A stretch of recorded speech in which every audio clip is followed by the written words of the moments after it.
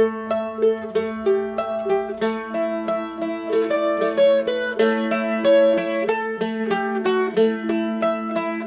flower. Now, my friend loves dandelions above everything. He thinks that that's the most beautiful flower.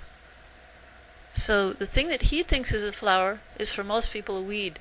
And he goes around spreading the dandelion seeds around.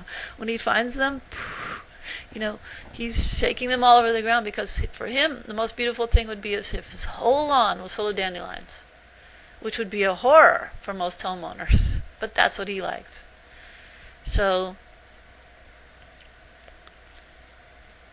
I had been outside, and I was trying to tend the flower beds a few weeks ago, maybe 3-4 weeks ago, and I stopped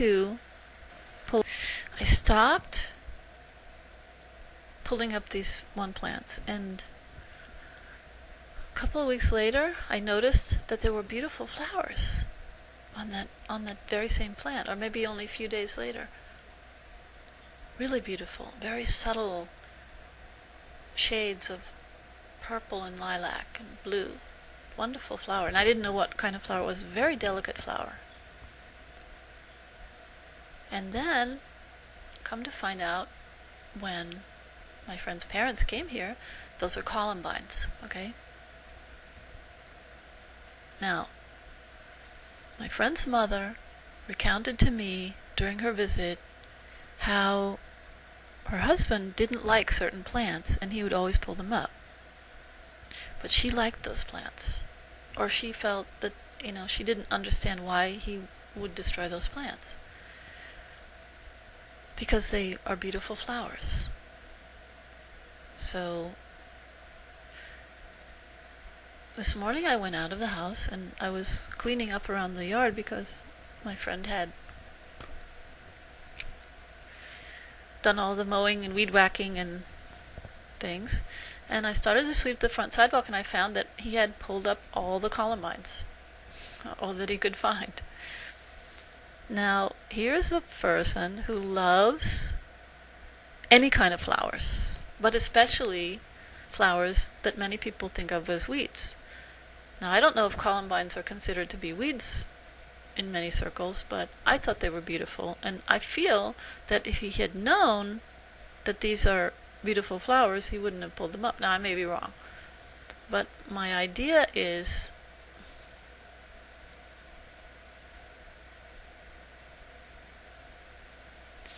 he learned from his father, this is a bad plant, and this is a weed, and pull it up. Why? Because his father doesn't like it for some reason.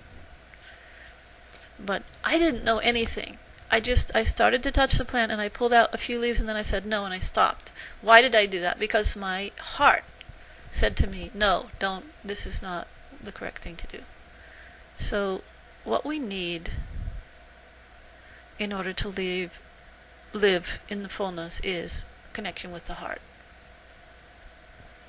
We need to feel. Now, I'm not saying that you won't pull up plants. You will do that. You will pull up plants. My teacher ordered me to kill a tree one time. And I didn't understand it. But in fact, it was a great lesson for me. I didn't want to kill any plants or any trees, but in fact, that particular tree was obstructing another tree, and the other tree had a higher purpose. It was a better tree, okay? It was a mango tree was being crowded out by a jackfruit. Now, if you know anything about mangoes, you know they taste wonderful, and this particular tree was a wonderful, lovely tasting mango in that tree. And the jackfruit also produces fruit, but not as much fruit, and the quality of the fruit is much lower. The taste it's not as sweet, it's not as juicy. It's a fruit, but I don't particularly care for it. It'd be like the difference between having wonderful apple trees and a mulberry. Okay? You would choose the beautiful, juicy apple tree over the mulberry any day. He would not allow the mulberry to crowd out the apple tree, right? So he told me, get rid of that tree, the jackfruit, take it out. So I'm not saying people shouldn't pull weeds. Don't take me literally. What I'm saying is we need to have the feelings to intuit what is the correct action and what is not the correct action. And in some cases, pulling up the weed will be correct in that moment, and in other cases, the exact same weed in the exact same place at a different moment to pull it up would be incorrect. And we need to be able to distinguish. And for that we need a thing that we call discrimination. We need to live in our heart, not according to rules. And to be able to do that, we have to reach a certain point of realization within ourselves. We need to be more connected to the self.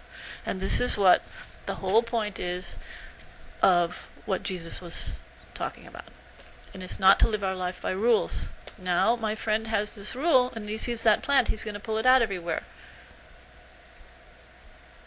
Because he's not living totally connected to his heart. In every moment. Neither am I, but I'm sure trying. So, it wasn't a really great example, but maybe it illustrates the point. We can't live our life according to rules, and we cannot live our life according to things written in books. The only book that we really need is the one that's written on our heart.